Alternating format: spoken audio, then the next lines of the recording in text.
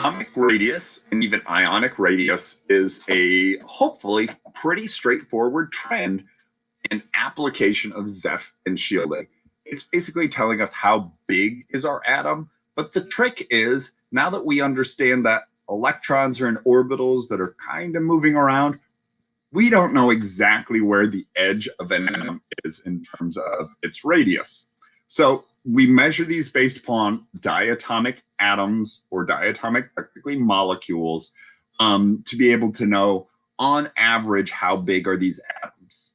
But the most important idea is just understanding we are talking about physical size. We're not talking about mass or number of particles because those things tend to, or those things not tend to, those things sometimes are contradictory. As I go across a row, my periodic trend is that the atoms get smaller.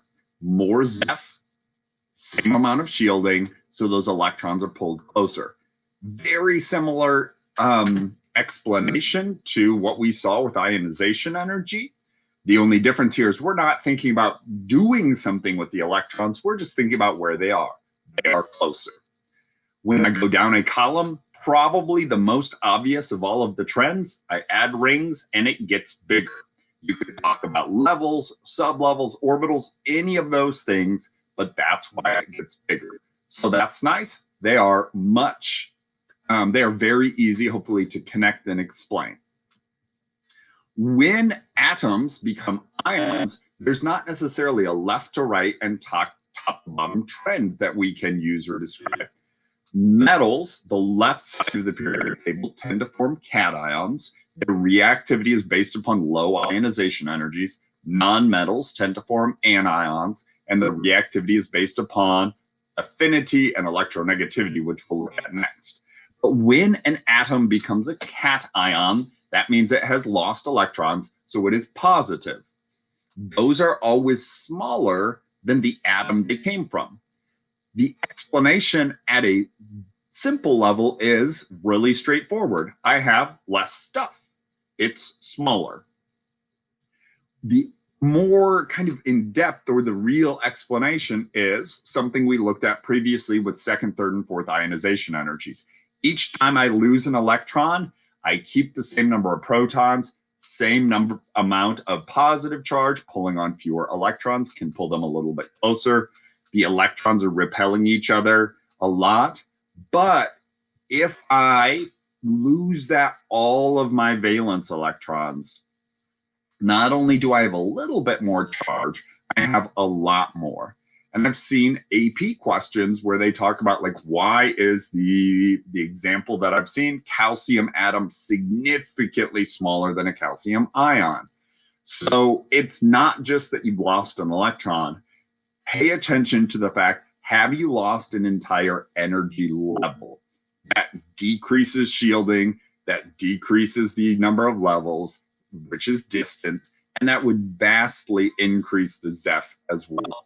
So paying attention to that for cations, sometimes a little bit smaller, but if you have a big difference in size, it's because you've lost an entire level.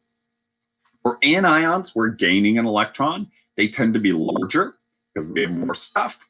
So there is less Zeph per electron, not as much positive charge pulling on each of the electrons, and the electrons repel each other a little bit more.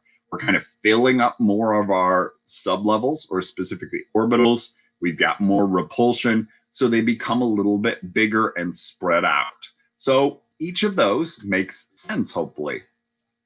And then a term that we'll see, and it can be written two ways: isoelectric, which is what I have there, isoelectronic, which is what I have there, is sometimes, rather than thinking about is the sodium ion different than a sodium atom, we could be comparing multiple atoms that have the same number of electrons. So for example, Na plus has 10 electrons, neon has 10 electrons, F minus, fluoride has 10 electrons.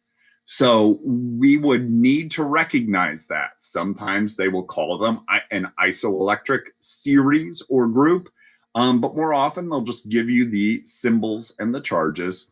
So you have to look at, well, how much positive charge, how much shielding. The nice thing here is the shielding, if they're truly isoelectric, is the same. 10 electrons is always going to be 1s2, 2s2, 2p6. But what is different is I have a different number of protons. So the thing with the most number of protons for that number of electrons is going to have the greatest attraction and be able to pull them in the tightest. So we are acknowledging, in this case, same number of electrons and looking at the difference in terms of protons.